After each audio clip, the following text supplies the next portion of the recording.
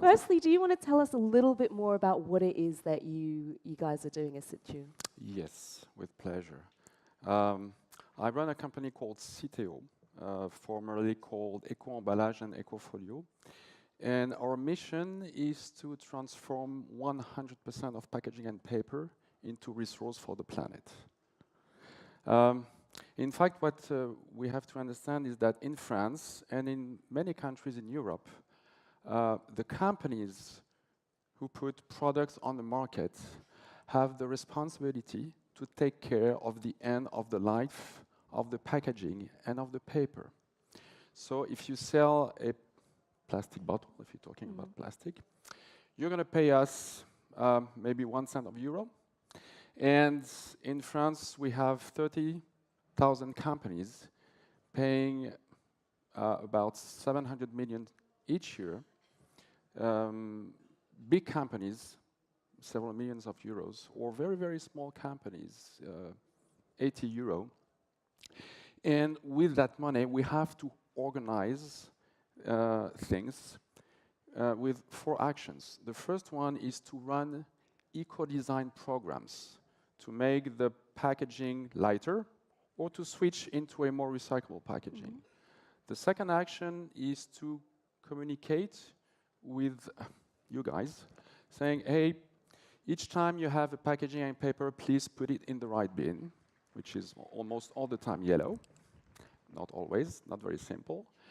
The fourth action is that we deal with the municipalities and we pay them to put bins in your homes or in the streets and to have sorting centers so that everything goes to the sorting center.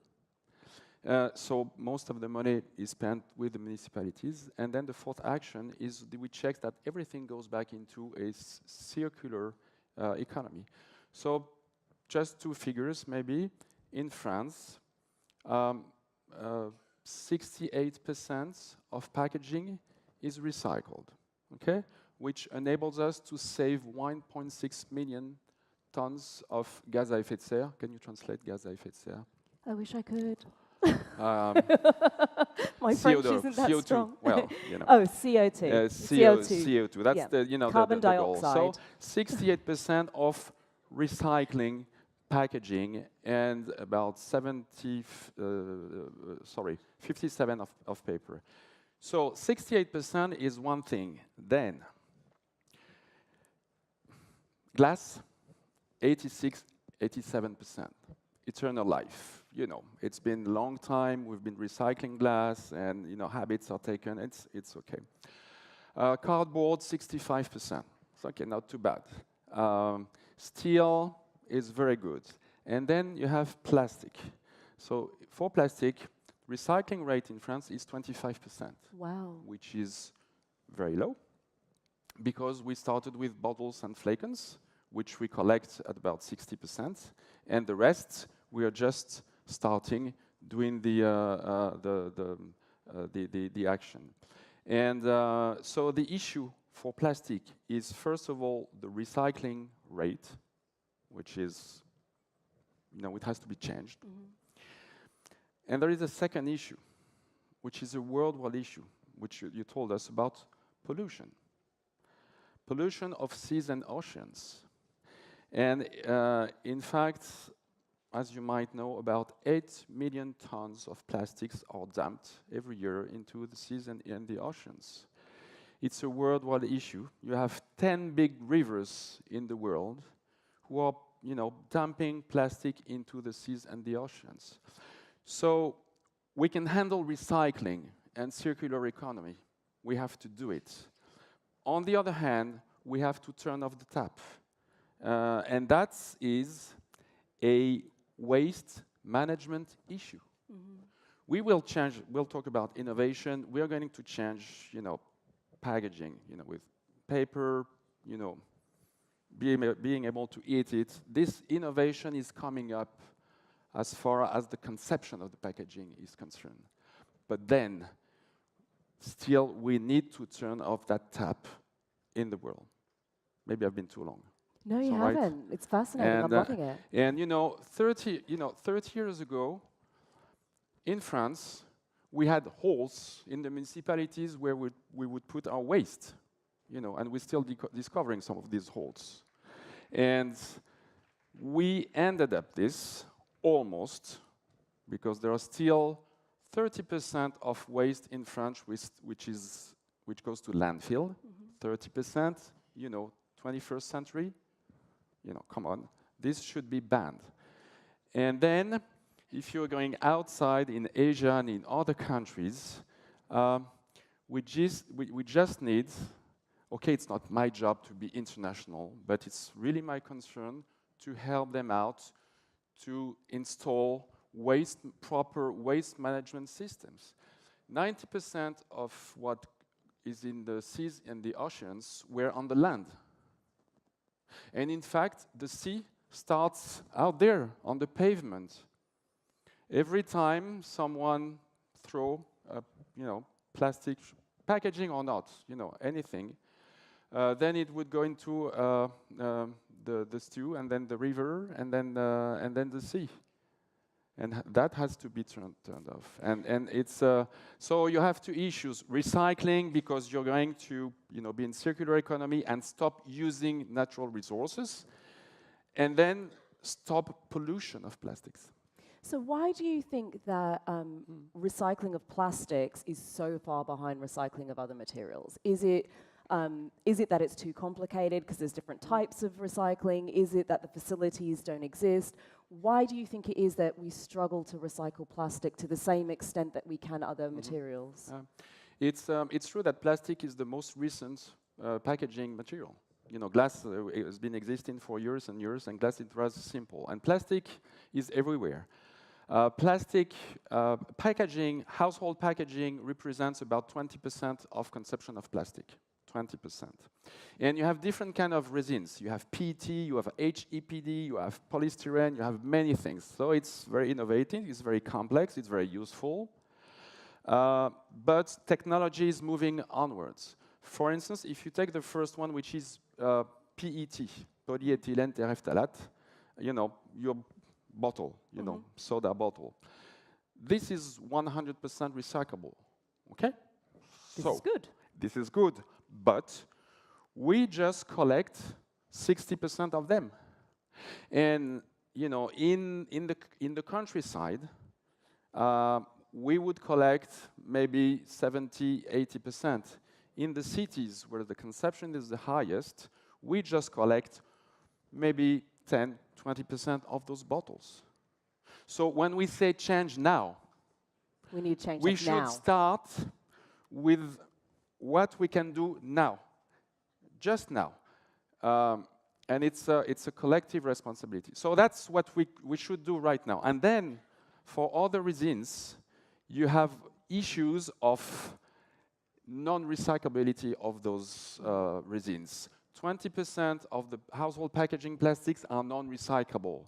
And this, we have to find a solution. In 5 years down the road, there should be a solution for every single plastic packaging. Could be remove it, reduce, forget about it, switch to another material, or find a way to recycle it. And I agree with what has been told earlier. Technology is there. Innovation is there.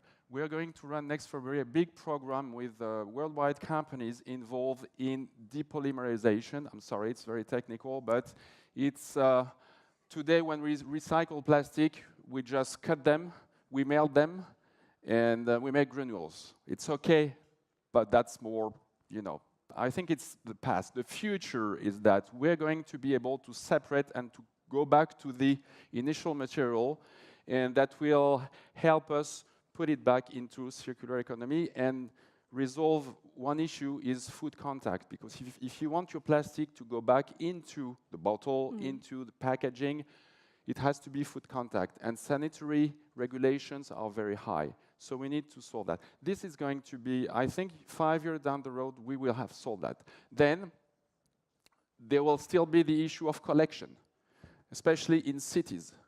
So if you want me, I can go ahead. It was going to lead me into where do you think government falls into this? Because you know, if you're not, is it that there are insufficient collection points in the city? Is it that the government should be putting governments worldwide should be regulating this and saying, well, there's no more non-recyclable plastics, like you're just not allowed to make them, and that would just cut it off. Do you think that we're at the point that we possibly need those sorts of drastic solutions, or is there something in the middle that we should be looking at now? Well, I think that you have 4 responsibilities.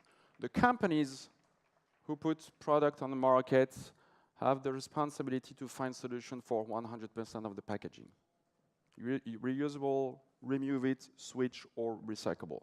So that's a responsibility of, you know, people who put products on the market. Then you have the municipalities. They have, especially the cities, they have the responsibility to put bins, which we finance, to collect. So there is something that needs to be changed in cities, is we should find collection bins outside.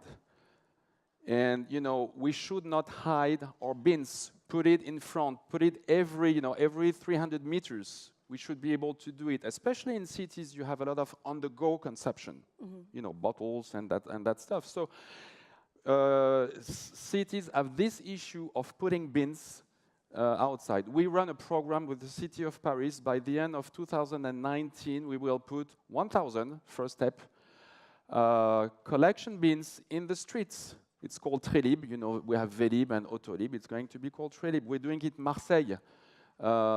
In the streets, we're running experiences in Marseille on the beaches. So solutions for you guys to put your packaging into bins. Then you have the state. The state, that's my opinion, should well, I think there is an issue of banning landfill or to make it non-competitive anymore. You know, it's not possible to have those. That's a state's responsibility. Then you have countries who've set up systems like pay as you throw. It means that you pay your regular bin in proportion to your consumption of regular waste. So people pay attention to their bin, and it goes down. And the recycling it's get more bin, expensive for you to exactly, put stuff in and one the bin over the recycling other. and the yellow bin. If you have a yellow bin, which is paid by the companies, it goes to 25-30%. That is possible. That can be done. And then the last, ourselves. When I say, change now, it's okay. I realize myself, I do when I'm in my kitchen, I'm perfect. If I'm in my bathroom, am I perfect? Do I think that the shampoo bottle, which is 100% recycled, I should take it down to the kitchen and put it in the right bin? When I'm outside, I should, even keep it with me to put in the right bin. And the first barrier against marine litter pollution is to sort. So you see that everyone is involved, and innovation is really coming up, and I'm sure that we will find ways to stimulate people. We have connected bins. We can, with the digital innovation, I'm sure we can find ways to have people sort every day. Then we'll have to do it internationally. So, last question. This conference is ChangeNow.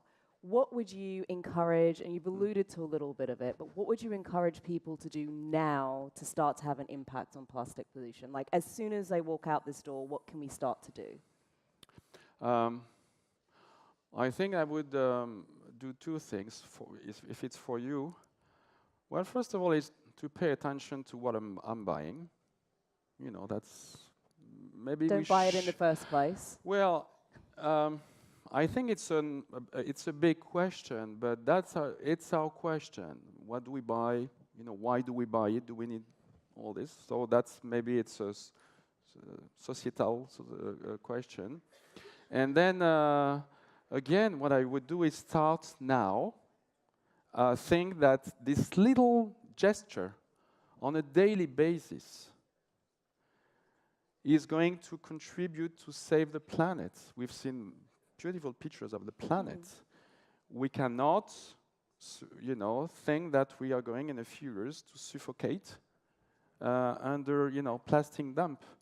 So I would say that's what I say to myself, every day. I teach to my kids. We run educational program in schools. That's important. It's vital. Let's do it now. Do it now. Ladies and gentlemen, please put your hands together for Jean Hormain. Thank you.